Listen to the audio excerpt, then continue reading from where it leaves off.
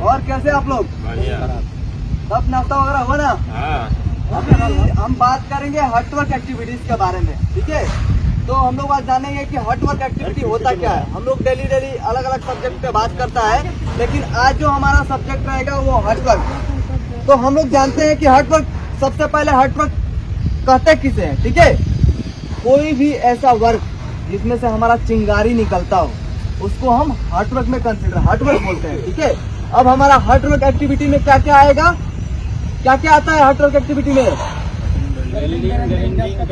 Cutting, welding, grinding, drilling भी करते हैं, उसमें से भी स्पार्क निकलता है, वो भी हमारा हटवर्क में आएगा। तो हम लोग को ये जानना चाहिए कि हम हटवर्क एक्टिविटी कर रहे हैं तो उसमें हमारे लिए क्या क्या खतरा है और उस खतरे से हमको कैसे बचना है, ये हमको जानना है। फर्स्ट जो खतरा है फायर एंड एक्सप्लोजन का।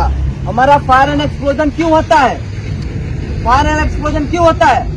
आप जिस एरिया में हटवर्क एक्टिविटीज कर रहे हो, कोई कंबस्टिबल मटेरियल है लाइक लिक्विड, कोई पेट्रोल डीजल है या फिर वुडन मटेरियल है और उसके प्रेजेंस में आप काम कर रहे हो, देन हमारा फायर वहां पे लगने का चांसेस रहता है। तो आप क्या करोगे, उस कंबस्टिबल मटेरियल को प्रॉपर्ली वहां से रिमूव करोगे ताकि हमारा आग ना लगे, ठीक है? सेकेंड जो हमारा है इलेक्ट्रिक शॉक। इलेक्ट्रिक शॉक समझते हैं? इलेक्ट्रिक शॉक क्यों लगता है हमको?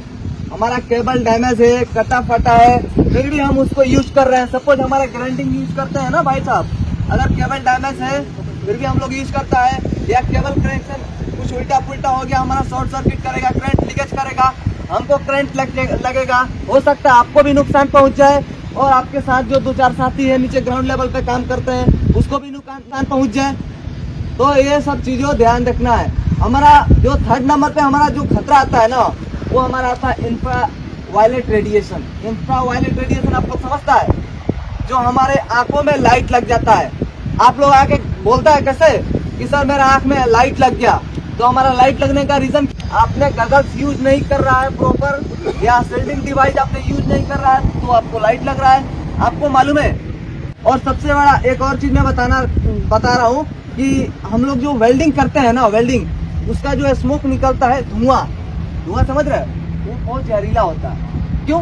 आप लोग देखते हैं अगर नेक गार्ड हम लगा के वेल्डिंग नहीं मारता है ना, तो उसमें से हमारा क्या ये पूरा हमारा चमड़ा फूल जाता है, पूरा जलकर ये ऑटोमेटिक छोड़ने लगता है। छोड़ता है कि नहीं वेल्डर भाई लोग?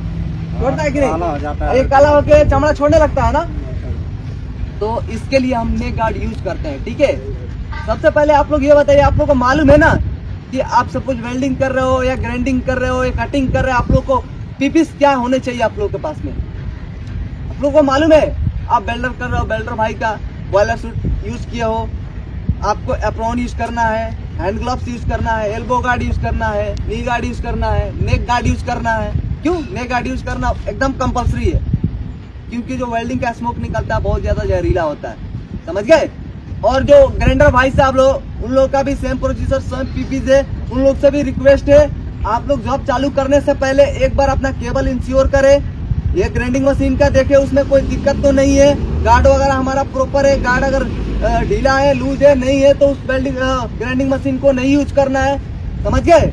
और गैस कटर भाई जो इसमें होंगे लोग, उनसे मैं यही कहना चाहूंगा कि हमारा जो सिलेंडर होता है ना, तो स्नो के ऐसे लुटका कर जमीन में लटा कर ऐसे पैर से करके लेके जाते हैं, वो अनसेफ मैनर है, ठीक है? वो उसे नहीं करना है। आपको कभी भी सिलेंडर को ट्रॉली में लेकर जाना है, बाई ट्रॉली लेकर आना है, ठीक है? और उसको प्रॉपर्ली हम उसको चैन से टाई अप करके रखते हैं और उसको फायर ब्लैंकेट से, अगर ओपन एरिया में है तो फायर ब्लैंकेट से उसको कवर करके रखते हैं ताकि हमारा सिलेंडर हीट नहीं करे। हमारा हीट करता है ना एलपीजी सिलेंडर, तो क्या होता है कई बार ज्यादा हीट करने की वजह से ब्लास्ट करने का भी चांसेस रहता है, समझ गए? तो इसके लिए हम उसको प्रॉपर्ली फायर ब्लैंकेट से कवर करके रखते हैं अगर ओपन एरिया में है तो, ठीक है?